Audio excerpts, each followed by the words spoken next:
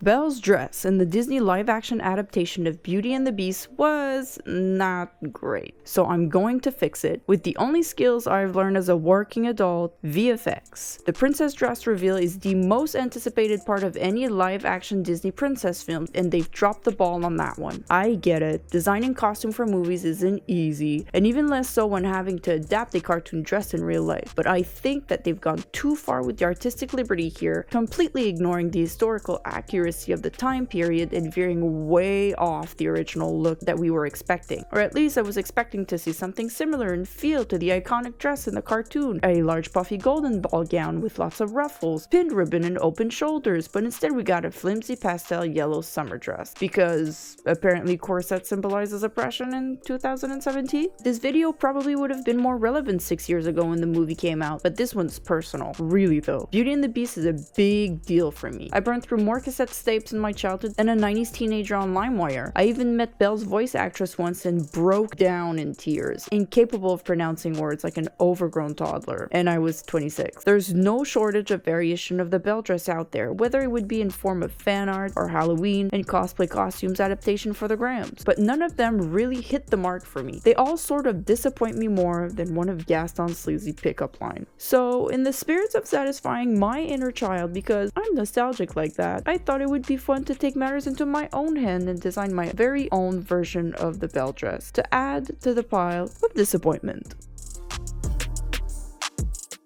First, I'm gonna gather some reference of the original dress and some textures and materials that I'd like to use to bring the cartoon dress to life. And I'm gonna pretend to be an on-set designer and hop into MarVD to lay out some patterns that I'm going to need to build the shape of the clothes that I want. We're gonna need some stretched out poofy fabric for the large ball gown, some scrunched up ruffly fabric for the lace lining under the gown, and some flowy light fabric for the ribbon. Then with the magic of Marvelous Designer, I can bring the character's avatar and simulate the clothes to fall into place as if they were real. So let's get into it.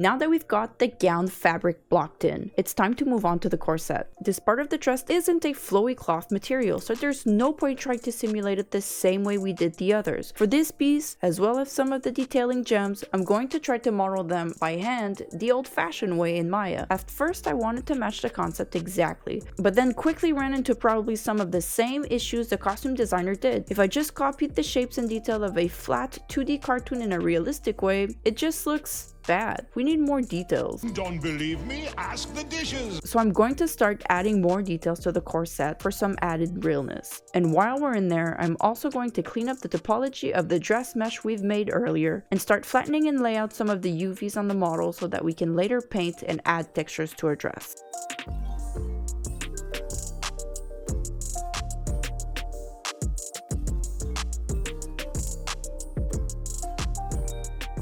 Model complete! Next, it's time to move on to textures and shading. For that, we'll grab some tileable fabric texture patterns online. Once again, with just a plain yellow corset, the dress feels lackluster as hell. So I thought it would be more interesting to run a floral fabric pattern through it and give it a bit more of a metallic thread sheen to make the rest of the gown pop. Dial in our material to look shiny or matte and transparent where they need to. Make our gems feel like, well, gems. And with the power of editing, ta-da! There we have it, a nice looking complete asset that we can throw into a shot. Approved! Don't forget to subscribe if you think the dress is pretty.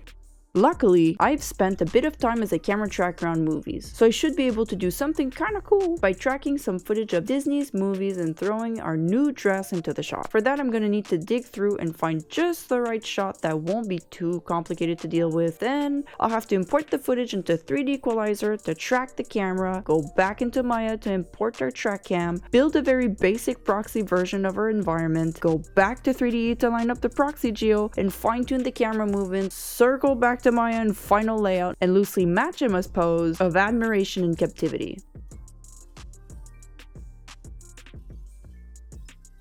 On to lighting. Now that we've got our dress posed out and matching Hermione Granger, we're going to need to light it in a way that matches our footage. For that, we're going to build a very loose and frankly pretty not great dummy HDRI in Photoshop by painting out and extending our frames of our footage, since we do not have any actual accurate HDRI of what they shot that day on set available to us. So we're kind of arts and crafting this thing together. That'll do. Then we'll bring that into our Maya scene, map it onto a dome light, and place some other supporting light loosely matching the angle of light in the shot, which we can tell is sort of coming from the top right since her upper right is lit and lower left is in the shadows. Once that's blocked in, we can render out all the frames in our sequence.